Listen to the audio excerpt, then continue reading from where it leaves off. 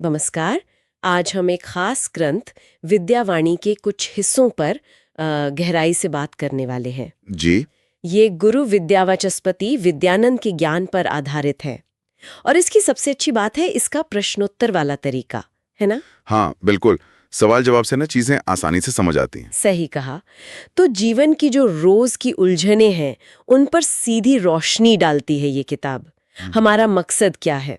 बस रोजमर्रा की जिंदगी में काम आने वाली कुछ ठोस बातें निकालना, शायद जिनसे मन को थोड़ी शांति मिले। बिल्कुल। ये ग्रंथ एक तरह से गाइड है आत्मखोज के लिए। अच्छा। गुरु विद्यानंद जी ने सवालों और उनके जवाबों के जरिए इंसान के अनुभव और जो गहरे सत्य हैं उनको समझने की कोशिश की है। तो चलिए देखते हैं फिर इसमें क्या खास है। एक चीज जो मुझे बहुत साफ लगी वो है आत्म जागरूकता, खुद को जानना। हाँ, ये बुनियाद है। पर सवाल ये उठता है कि ये सफर शुरू कैसे करें? आजकल ये बहुत सुनते हैं हम, पर शुरुआत कहाँ से हो? गुरुजी का नजरिया ना इसमें बड़ा प्रैक्टिकल है।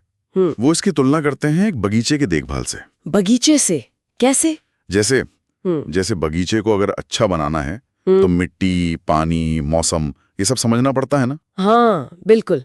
वैसे ही खुद को समझने के लिए अपने विचार, अपनी भावनाएं, हम क्या मानते हैं क्या नहीं मानते, इन पर गौर करना होगा। उन्होंने एक उदाहरण भी दिया है, रमेश का। एक बंदा था जिसे छोटी छोटी बात पर गुस्सा आ जाता था, बहुत ज्यादा। अच्छा। तो जब उसने सोचना शुरू किया, अपने अंदर झांका, तो पता चला कि जब भी उसे लगता ना कि कोई उसकी आलोचना कर रहा है, हाँ, बस उसका पारा चढ़ जाता था। और शायद इसकी जड़ें कहीं बचपन में थी, या शायद वो खुद को कम समझता था, वो डर था। अच्छा, तो ये पहचानना पहला कदम है। बिल्कुल। गुरुजी कहते हैं कि ये यात्रा शुरू होती है बिना जजमेंट के। बस खुद को देखो ध्यान से। आने का कोई तरीका बताता है, कोई प्रैक्टिकल तरीका? हाँ, बिल्कुल। गुरुजी कहते हैं कि आजकल की जिंदगी में शांति पाना वो रेगिस्तान में नखलिस्तान खोजने जैसा है। मुश्किल है। मुश्किल है पर नामुमकिन नहीं। उन्होंने प्रिया का उदाहरण दिया। एक महिला थी जो काम और घर की जिम्मेदारियों में बिल्कुल दबी हुई महसूस करती थी। ये तो बहुत कॉमन है आजकल। हाँ, तो उसने दो चीजें शुरू की। एक तो माइंडफुलनेस, जो कर रही है उसी पल में पूरी तरह मौजूद रहना। अच्छा, वर्तमान में जीना। जी। और दूसरा, गहरी सांस लेने का अभ्यास रोज। और इससे फर्क पड़ा? धीरे धीरे उसे समझ आया कि देखो, बाहर के हालात तो शायद वो नहीं बदल सकती, हाँ, पर उन पर वो रिएक्ट कैसे करती है वो उसके हाथ में है। ये चुनाव। ये बात बहुत गहरी है कि प्रतिक्रिया हमारे हाथ में है। बिल्कुल, यही असली आजादी है। और हाँ, अपनी देखभाल सेल्फ केयर, उसको प्रायोरिटी देना भी जरूरी बताया है। सही है। तो ये तो हुई मन को संभालने की बात, लेकिन जीवन में मुश्किलें तो आती ही हैं, रुकावटें। हाँ, वो तो आएंगे। उनके बारे में विद्यावाणी क्या कहते हैं? क्या बस झेलते रहो? नहीं नहीं, बिल्कुल नहीं। ग्रंथ का नजरिया काफी पॉजिटिव है इस पर। वो कहते हैं कि हर मुश्किल, हर बाधा असल में एक मौका है। मौका किस चीज का? आगे बढ़ने का, सीखने का। यहाँ माया की कहानी है।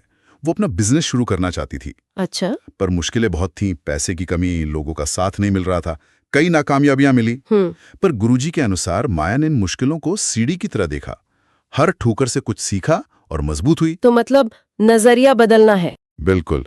ग्रोथ माइंडसेट रखना और हार को सीखना मानना, ये नहीं कि सब खत्म हो गया। ये बहुत एम्पावरिंग सोच है। अच्छा, तो चुनौतियों से निपटना हो गया, मन शांत रखना भी, पर कई बार सब ठीक होते हुए भी एक खालीपन लगता है ना? हाँ, होता है। संतुष्टि नहीं मिलती। क्या ग्रंथ इस पर कृतज्ञता या ऐसी किसी चीज पर कुछ कहता है? हाँ, बिल्कुल। गुरुजी साफ कहते हैं कि कृतज्ञता यानी शुक्रगुजार होना, ये असंतोष का बहुत बड़ा तोड़ है। अच्छा, कैसे? एक रोहन का उदाहरण है। बाहर से वो काफी सफल था, पैसा, नाम सब था, पर अंदर से खाली। तो उसने कृतज्ञता का अभ्यास शुरू किया। छोटी छोटी चीजों के लिए शुक्रगुजार होना। जैसे सुबह की चाय का मजा लेना, या खिड़की से आती धूप, पक्षियों की आवाज सुनना, बहुत छोटी चीजें। हाँ। उसने एक डायरी भी शुरू की। रोज 3 चीजें लिखता था जिनके लिए वो शुक्रगुजार है। और इस छोटे से काम से धीरे धीरे उसे अंदर शांति और एक तरह की भरपूरता महसूस होने लगी। गुरुजी कहते हैं कि ये अभ्यास हमारा ध्यान क्या कमी है से हटाकर क्या है पर ले आता है। ये बहुत अच्छी बात कही, फोकस बदलना। जी। तो अगर हम आज की पूरी बातचीत को समेटें तो मुख्य बातें क्या निकली? एक तो खुद को जानना, वो नींव है। हाँ, आत्मजागरूकता। फिर माइंडफुलनेस और अपनी देखभाल से शांति खोजना, बिल्कुल मुश्किलों को देखने का नजरिया बदलना, उन्हें मौके समझना जी, विकास के अवसर। और रोजमर्रा के छोटे पलों में भी कृतज्ञता ढूंढना। ये सब गुरु विद्यानंद जी की शिक्षाओं से निकले प्रैक्टिकल रास्ते लगते हैं। हाँ बिल्कुल, और ये याद रखना बहुत जरूरी है कि ये सिर्फ पढ़ने सुनने की बातें नहीं है। अच्छा, ये एक्टिव अभ्यास हैं, मतलब कोशिश करनी पड़ती है, रोज, लगातार। अंदर का बदलाव धीरे धीरे ही आता है। सही कहा, ये कोई जादू की छड़ी नहीं है, मेहनत तो लगेगी। हाँ, अच्छा, जाते जाते एक विचार मन में आ रहा है जो ग्रंथ में भी झलकता है, वो ये कि ये जो आध्यात्मिक खोज है ना, ये किसी खास ग्रुप या कुछ चुने हुए लोगों के लिए नहीं है। ये हर उस इंसान के लिए खुली है जो जीवन में कुछ गहरा अर्थ ढूंढ रहा है। बिल्कुल सही। तो सोचने वाली बात यह है, क्या हम सब अपने रोज के जीवन में अपने छोटे छोटे कामों से, अपने चुनावों से, अनजाने में ही सही, इस यात्रा पर पहले से ही नहीं चल रहे हैं?